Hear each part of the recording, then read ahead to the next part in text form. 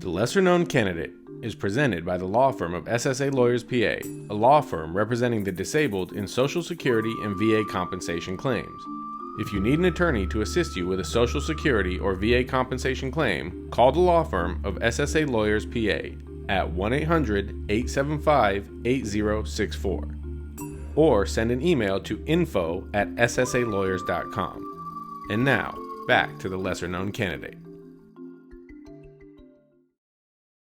PBS, MSNBC, and the Washington Post decided to organize a Democratic presidential primary debate on July 22nd at Northwestern University in Evanston, Illinois. Representatives from MSNBC contacted the campaign staff for each of the candidates to invite their candidate to participate. Although the primary elections were over, each candidate wanted to persuade the delegates at the Democratic National Convention, who would be voting after the first roll call, to support their candidacy. They also knew there would be polling done after the debate, the results of which could persuade the delegates. Therefore, the three leading candidates agreed to debate and all the rules for the debate. President Graham was at first leery of agreeing to the debate because he was the favorite to win the nomination and expectations would be high for him to do well.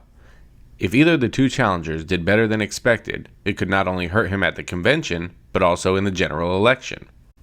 On the other hand, if President Graham refused to debate, it might make him look weak. He decided it would be best to participate.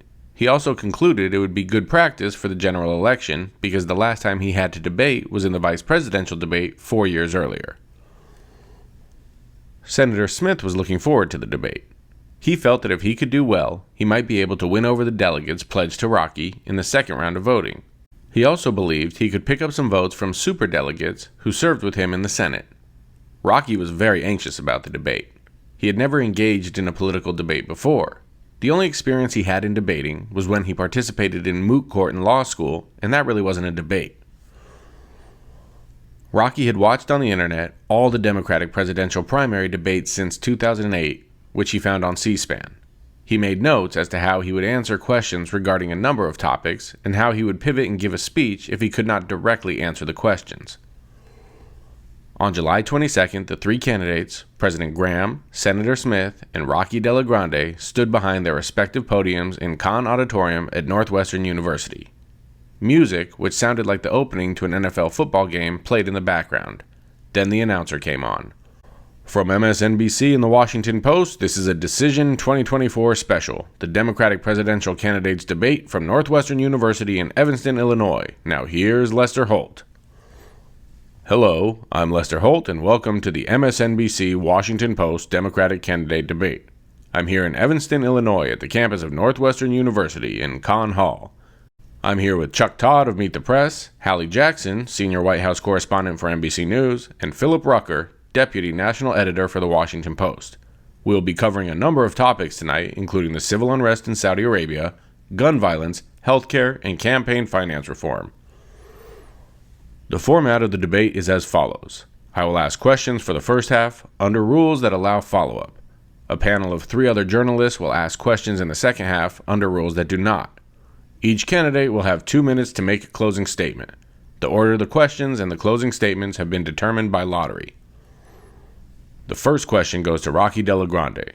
Mr. DellaGrande, on your website you promised to create jobs, reduce the deficit, rebuild the infrastructure, guarantee college for all who qualify, and ensure universal health care.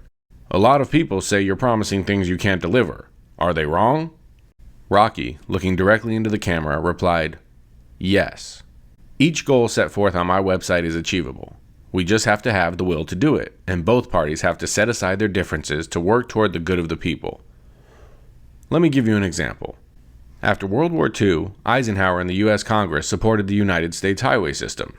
This highway system enabled businesses to transport goods from state to state more quickly and less costly. Jobs were created to build the highways. This type of government spending was an investment and helped everyone. We can train our young people and unskilled workers to do skilled jobs such as plumbing, welding, heavy machine operation to become electricians and masons and mechanics. A country's gross domestic product grows when its people are better educated, new products and inventions are conceived and manufactured, and we are at full employment.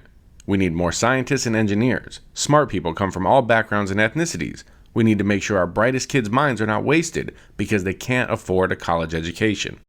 We can reduce the deficit if we can cut spending on the big ticket items, not to hurt people who need them, but to elevate people so they don't need them. Your time is up, interrupted Mr. Holt. President Graham, your response. Mr. Delagrande, I'm sure, is genuine, but he is naive. We cannot afford to have a completely inexperienced, naive newcomer as president. And we won't.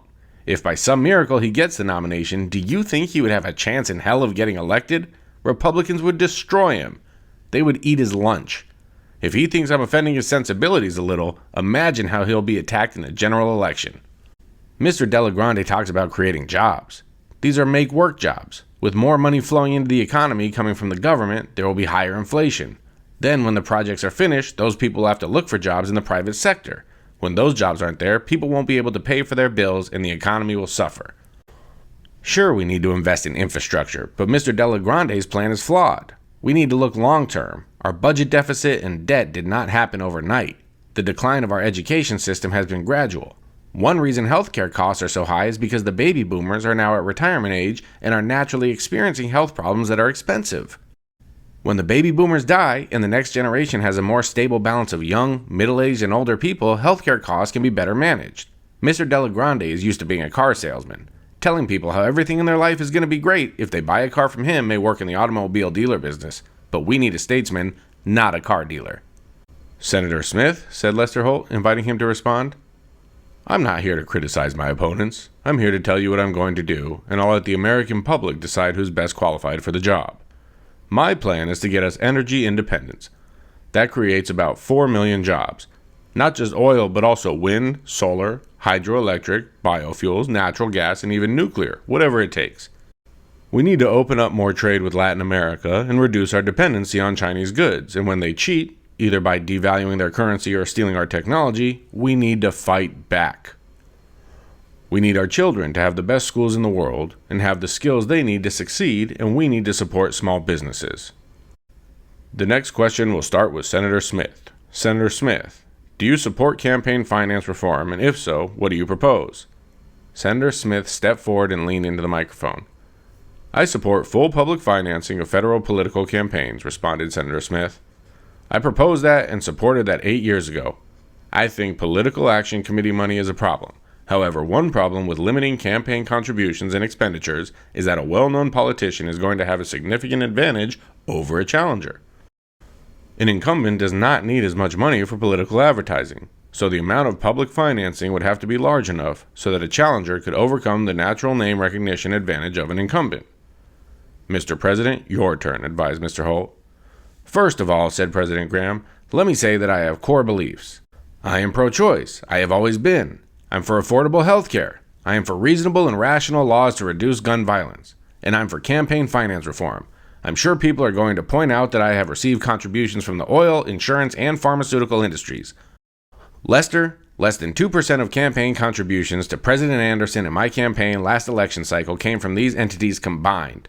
The vast majority of contributions came from individuals. I have never backed any legislation that I did not believe was in the best interest of this country. Mr. Delagrande, do you support campaign finance reform? Asked Mr. Holt. I agree with Senator Smith, said Rocky. Regardless of my qualifications, I would not be here tonight if it weren't for the tragic death of President Anderson.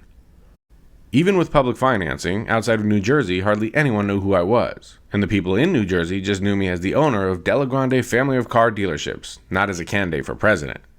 On the other hand, we can't have hundreds of people on the ballot and give each of them public funding. There has to be a showing of general support by a sufficient number of people before public financing kicks in. Lester Holt continued, The next question is for President Graham, but I want to hear from the other candidates in response.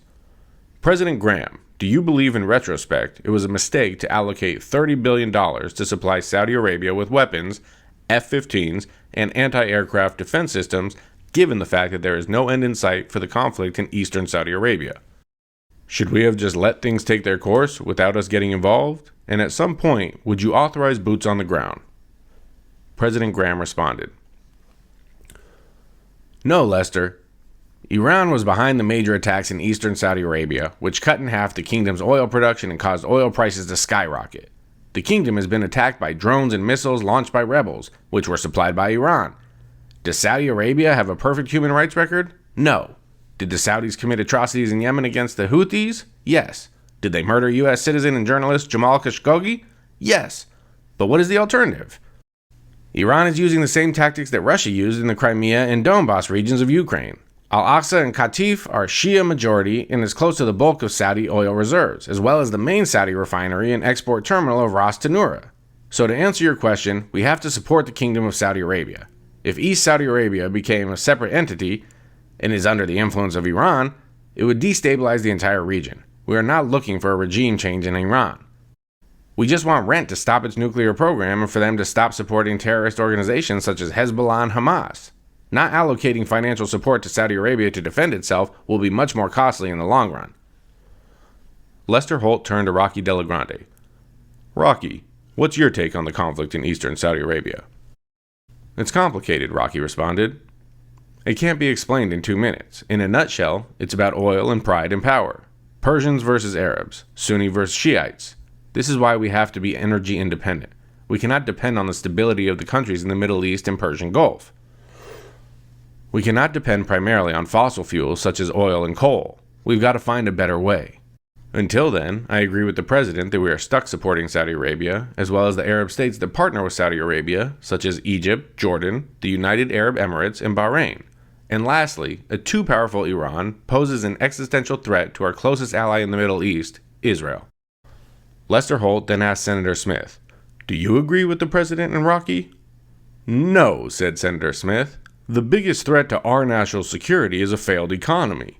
I voted against the authorization to allocate additional military aid to Saudi Arabia.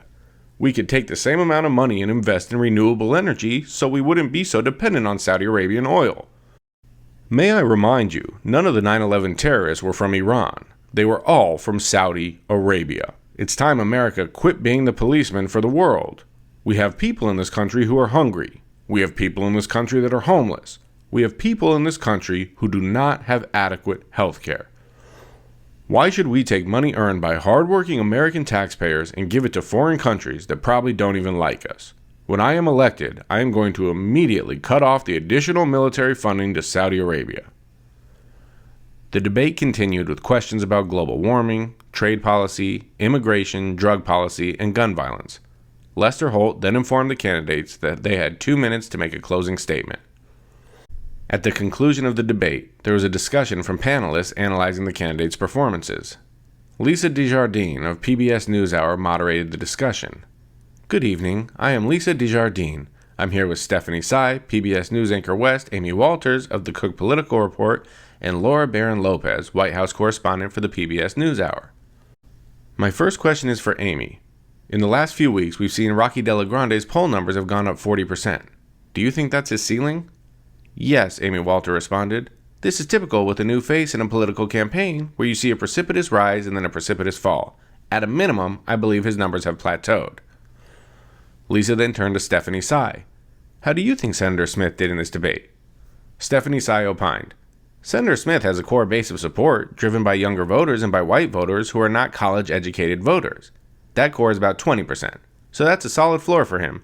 But he has a real problem with black and brown voters and college-educated voters that President Graham and Rocky Delagrande have been able to win over." "Who do you think has the edge going into the convention?" the moderator asked Laura Barron-Lopez. "The president has an advantage with black voters and older voters," Barron-Lopez asserted. "Rocky seems to be doing well with Hispanic voters. He is fully bilingual and has a polling share of 80% with Hispanic voters nationally. The president's team is banking on older voters and more conservative voters. These are the folks that tend to vote in higher percentages than younger voters, so while there may be an enthusiasm for a new face in Washington, at the end of the day, the bottom line is who is going to go out and vote. When we asked Democratic voters what was the most important factor to them in supporting a candidate, by and large, the most important factor was who is going to be in the best position to beat the Republican nominee. I think the voters are much more savvy than they used to be. Most know that there are only a handful of swing states. Those states are North Carolina, Georgia, Pennsylvania, Wisconsin, Michigan, and Arizona. So I think the voters are concerned with who can win those states versus who is most aligned with their particular ideology. I think Rocky has the advantage in Michigan because of his connections with the auto industry, and in Arizona with its large Hispanic population. The president would do well in North Carolina and Georgia, and it's a toss-up in Pennsylvania and Wisconsin. Before we sign off, said Lisa Desjardins, let's do a quick wrap-up. Who do you think won tonight's debate? Amy Walter went first. I think the president did well. He didn't make any major mistakes. Rocky did surprisingly well, but didn't score the knockout that he needed. Senator Smith wasn't particularly impressive. I'll give this one to President Graham. Stephanie Sy spoke next. I agree that Senator Smith didn't move the needle. I think Rocky did particularly well given his experience. I think he showed he could hold his own. So even though the president did well, that was expected. Rocky did better than expected, so I think Rocky won this. The last to speak was Laura Barron Lopez. I agree with both of my colleagues. I think the president did slightly better, but Rocky did better than expected, so I call it a draw. Well, thank you so much to our panel and to our viewers, concluded Lisa Desjardins. We will be back next month at the Democratic National Convention. I hope you enjoyed tonight's Democratic presidential candidates debate. Good night. The Democratic National Convention was August 19th through August 22nd in Chicago, Illinois. On August 20th, the roll call of the states was slated.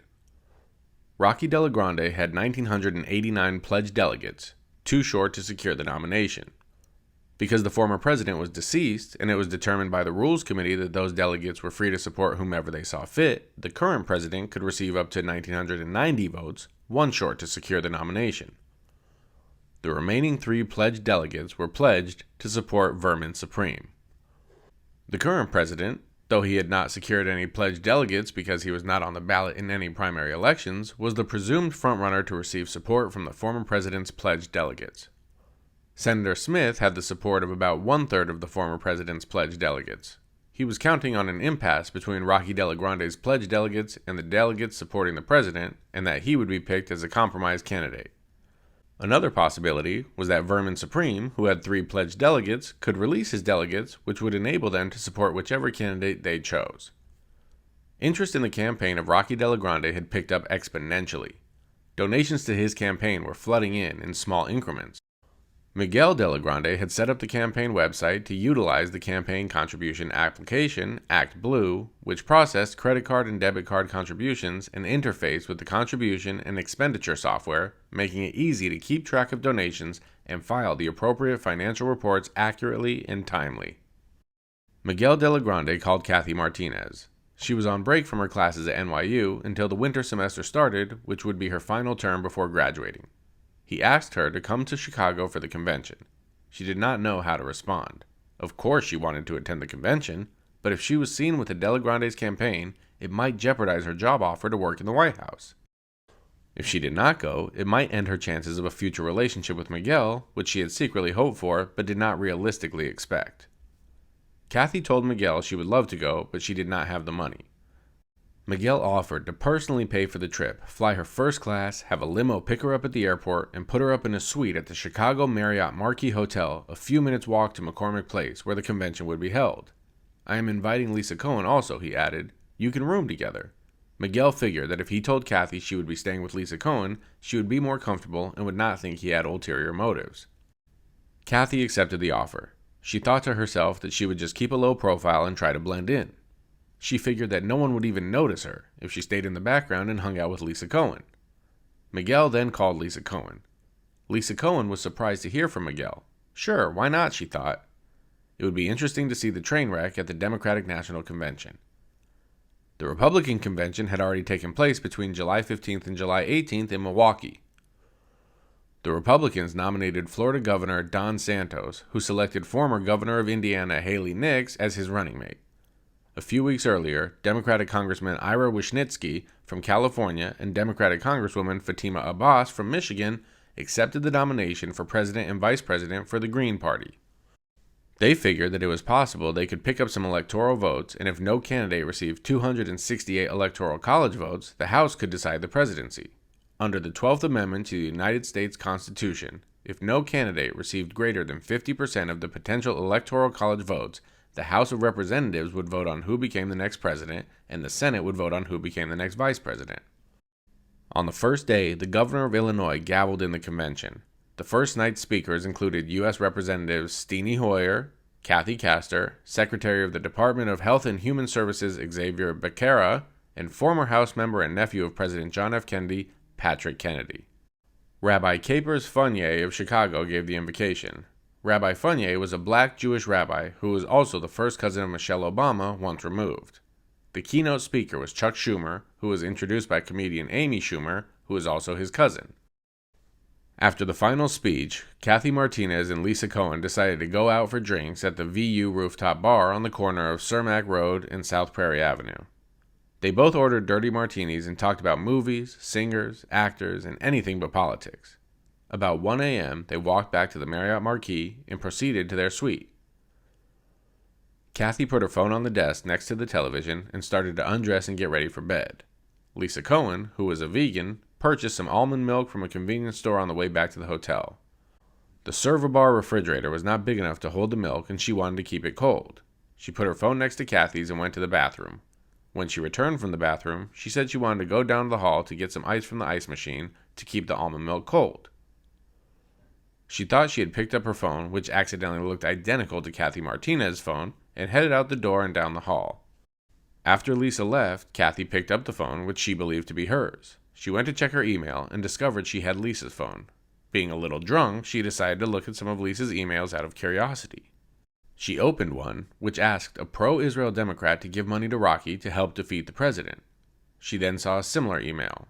She then saw one where she was communicating with the head of the Republican Jewish Committee. Kathy realized that Lisa Cohen was not there to help Rocky, but to help Don Santos and the Republican Party. She was ready to confront Lisa as Lisa walked in the door with Kathy's cell phone in hand.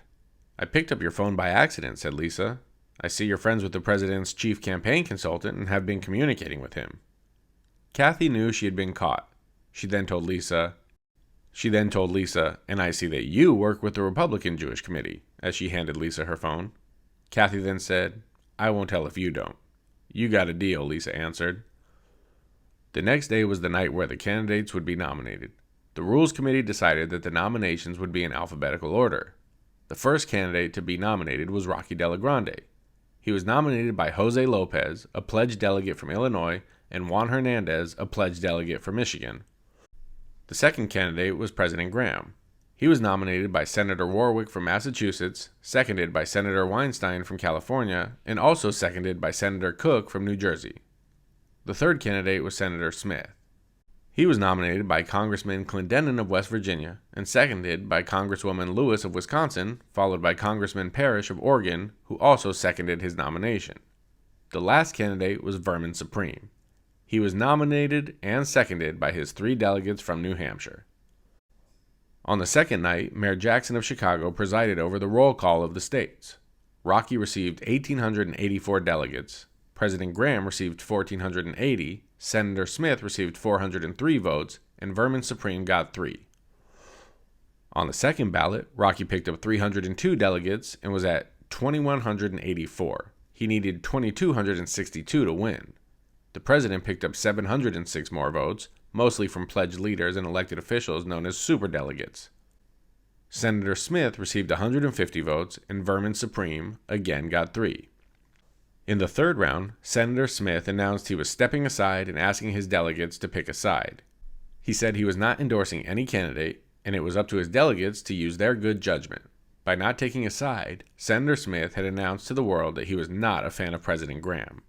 At the end of the third round of voting, it was a virtual tie with Rocky Delagrande receiving 2,261, the president receiving 2,259, and Vermin Supreme receiving 3. Before the fourth round of voting, Vermin Supreme asked the campaign chair for the president if he could speak with the president in private. The chair told him no, but was overridden by the president. The president invited Vermin Supreme into his room at the convention center. "Well, Vermin," the president said, "it looks like you're going to be a kingmaker. What can I do for you?" he asked. Vermin said, "I will ask my delegates to vote for you if you promise to appoint me as ambassador to Macadamia." The president did not know how to respond. He stood there thinking about where the country of Macadamia was located. The president's campaign consultant said to him, "He's mocking you. Macadamia is a nut." "I know that," said the president. "Seriously, what would it take for your endorsement and to convince your delegates to vote for me?" "I want a job paying a lot of money, an important position. How about Secretary of the Department of Transportation?" asked Vermin. The president thought for a minute. "This guy is out of his mind if he thinks I'm going to appoint him to a cabinet position. However, I need his delegates and I can't be dismissive to him." The president then said, If I nominate you, you still would have to get approved by the Senate. I don't think they'll go for that. Okay, Vermin said. How about Chief of Staff? You don't need Senate confirmation for that. The president's consultant interrupted. Excuse me, but that was supposed to be my position. You can be his assistant, the president said to his chief consultant while winking his eye. All right, Vermin, you got a deal. Vermin left and walked over to Miguel de la Grande, who was standing in the hall outside Rocky's room. I'd like to talk to your father, he said. I'll go get him, Miguel responded. Rocky came out, accompanied by David Bernstein. What can I do for you? Asked Rocky. Vermin requested that he speak to Rocky alone. Rocky stated, I prefer to have David and my son with me if you don't mind. That's fine, said Vermin. The four went into the room and sat down. Have you decided what you were going to do? Asked Rocky. Not yet, said Vermin. I have a proposal for you. If I were to endorse you and ask my delegates to vote for you, would you appoint me chief of staff? Rocky sat silent for about 30 seconds. Vermin, he said, or do you prefer Mr. Supreme? No, Vermin is fine, he said. Rocky continued. I think you're a very good entertainer and you've made a lot of salient observations about problems with our government, but you are not qualified to be chief of staff, and by using tax dollars to pay you to do a job for which you are not qualified just so I can get the nomination would be unethical and just plain wrong. I can't do it. Suit yourself, said Vermin as he left the room. Well, it looks as if I need to start working on my concession speech, said Rocky. Don't be so sure, said David. You don't know what's going on in the mind of Vermin Supreme. Miguel called Kathy on her cell phone. He told her that they were about to vote and it did not look good for his father. He wanted her to come backstage for moral support. Kathy agreed and was escorted backstage. As Kathy was approaching Miguel, a familiar-looking woman approached her. Hey, I know you. You're Kathy Martinez. Excuse me, Kathy said. I'm Shakira Jackson. I was the receptionist at the West Wing who gave you the tour when you met the president and got your picture taken with him. I guess we'll be seeing a lot of you when you start working at your job at the White House in January, God willing. Miguel could not believe his ears. Kathy's face turned red and she ran toward the exit. What'd I say? Shakira asked. Rocky came up to Miguel and said, Come on, they're getting ready to nominate the president. Well, at least I'll go down as a footnote in history. On the fourth round of voting, each delegate voted the way they had previously voted until it came to New Hampshire. When it was time for Vermin Supreme's delegates to vote, each of them announced they were voting for Rocky de la Grande to the surprise of both the president and Rocky de la Grande. The convention was quiet for a moment. No cheers or applause, just shock. Then a voice in the crowd shouted, Rocky! Rocky! Rocky! Soon, the entire convention was yelling, Rocky! Rocky! Rocky! Rocky! Rocky de la Grande, previously unknown candidate, had won the nomination for President of the United States for the Democratic Party. Miguel was still in shock about Kathy Martinez. He wanted to confront Kathy and ask her why she did this, but he had to stay with his dad. Rocky gave a short acceptance speech. The governor of Illinois took the podium and reminded everyone that the next day they would be nominating the vice presidential candidate. Rocky, David, and Miguel were in the room assigned to Rocky and glued to the TV watching the news reporters talking to political pundits. Wolf Blitzer asked Chris Christie whether Rocky de la Grande would have a chance against Governor Santos. This is going to be the most lopsided race in the history of this country, opined former New Jersey Governor Christie. I wouldn't be surprised if the Green Party and the Libertarian Party got more votes than the Democrats this year. They just handed the election to Governor Santos on a silver platter. Do you have any idea who the Democrats will choose as their vice presidential nominee? Wolf asked. No, said Governor Christie. I have no clue, and if they were smart, they would pick someone who has no political aspirations in the future, because running with Rocky would be the political kiss of death of any politician who had any hope of seeking political office in the future. Rocky, David, and Miguel huddled to discuss whom Rocky should select as his vice presidential running mate. Rocky decided to ask Senator Smith, who had shown integrity in the nomination process. Rocky called Senator Smith and asked if he would be his running mate. The senator thanked him for the offer, but said he would have to decline. Since most of the elected officials at the convention had supported the president, Rocky did not know whom to ask. Rocky turned to David. What about you? Would you be willing to run with me?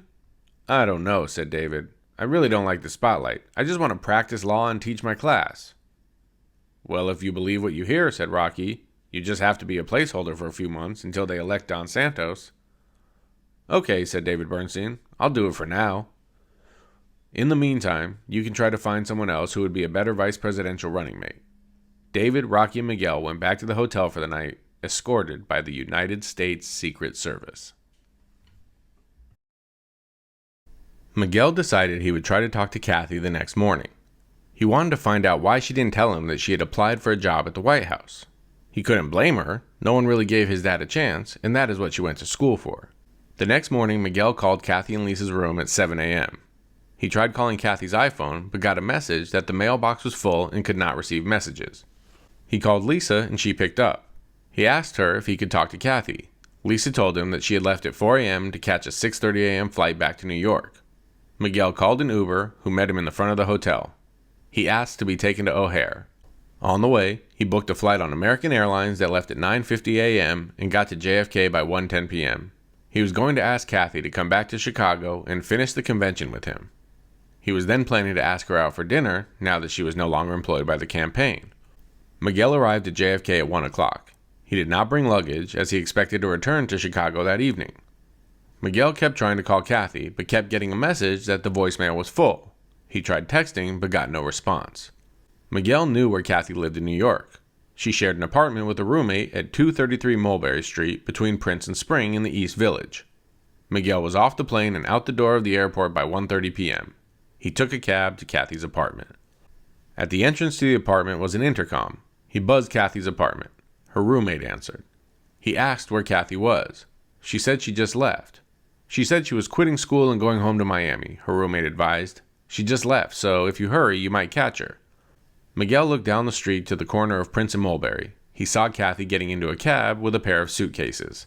She was too far away to hear him. Traffic was very heavy and he didn't have time to catch a cab. He saw a young man exiting a restaurant called Taim. He was approaching a motorcycle. He carried a box with a food warmer. Miguel assumed he was a delivery driver. Hey, he said to the young man, I'll give you $500 if you give me a ride to JFK right now. The kid thought about it for about 10 seconds. Okay, he said. He took the box off the motorcycle, ran to the hostess at Taim, and asked the hostess to get someone else to deliver the food. He then ran back to the motorcycle, told Miguel to hop on the back and hold onto his waist. The two then headed toward the Williamsburg Bridge. The motorcycle was able to pass the cars moving slowly in traffic. In the distance, Miguel thought he saw the cab that Kathy got into. He asked the delivery driver to catch up to the cab. In a few minutes, Miguel was side by side to the cab where Kathy was sitting. He tried to get her attention, but she was looking straight ahead. He tapped on the window, and Kathy saw Miguel sitting on the back of a motorcycle with his arms around a young man. She rolled down the window. "What are you doing?" she asked. "Are you crazy?" she inquired rhetorically. "I need to talk to you," Miguel responded. "Go away," Kathy shouted. "Leave me alone." "I need to talk to you," Miguel pleaded. Kathy asked the cab driver to pull off to the shoulder of the road on the bridge. She got out. "I'm sorry I betrayed you," she said to Miguel. "It wasn't my intention. I got caught up in a web and couldn't figure a way out." Miguel responded, "I'm not mad at you. I want you to come back to the convention. I want you." Just then, Kathy leaned forward and kissed him. Miguel kissed her back. The cab driver yelled out the window, "Are you coming, lady, or not?" Miguel gave the guy on the motorcycle $500. He hopped in the cab with Kathy and headed to JFK. Miguel bought 2 tickets to Chicago, and they were back at the convention in time for the nomination for vice president. The remainder of the convention featured speeches by current and former elected officials, performing artists, and celebrities. Miguel gave a speech about his dad. Rocky told the convention he supported Medicare for all, allowing Medicare to negotiate lower prescription drug prices, combating climate change, increasing the housing supply to include affordable housing, reforming the criminal justice system, and all the other typical items on the Democratic platform. At the time of this writing, it is September 3rd. The general election will be held in about 2 months. The experts are predicting a repeat of the 1984 election, where Reagan received 525 electoral votes to Mondale's 13. But in American politics, who knows?